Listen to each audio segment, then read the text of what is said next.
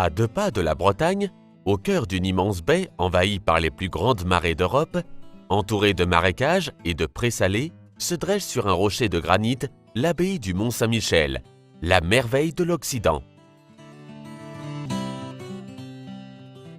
Le village, situé entre l'abbaye et les murailles, attire avec ses commerces et ses restaurants de nombreux visiteurs.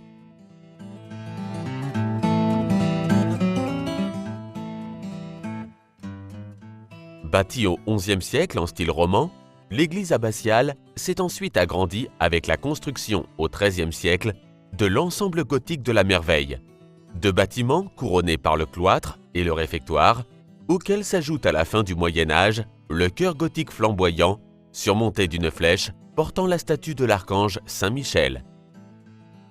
L'UNESCO l'a inscrite au patrimoine mondial en 1979. Pour les amateurs de peinture, 2 sites à ne pas manquer à Giverny. La maison de Monet et son magnifique jardin, et les très belles expositions temporaires du Musée des Impressionnismes.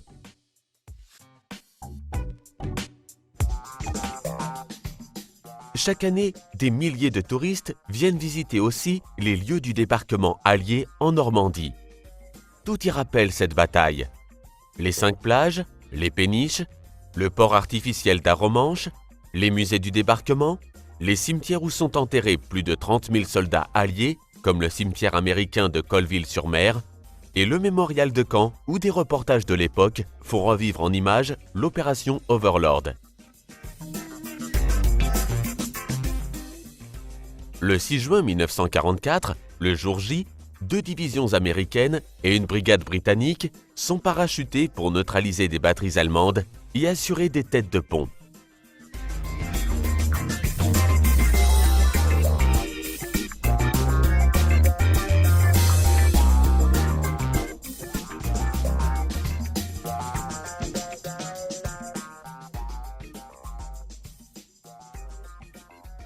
À l'aube, après le bombardement des batteries côtières allemandes du Havre à Cherbourg, 5 divisions, américaines, canadiennes et britanniques, débarquent sur les plages sous le feu de l'ennemi.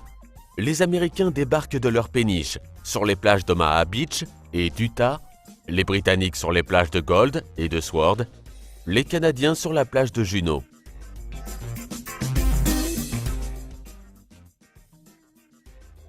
La résistance des soldats allemands est plus forte que prévu, car les falaises sont difficiles à escalader. Hitler avait fait créer une ligne fortifiée avec des barbelés, des blockhaus et des murailles de béton anti-chars sur le front de mer. Les soldats alliés doivent monter à l'assaut pour prendre chaque batterie une à une. À la fin de la journée, plus de 135 000 hommes ont débarqué, mais les objectifs désignés n'ont pas tous été atteints.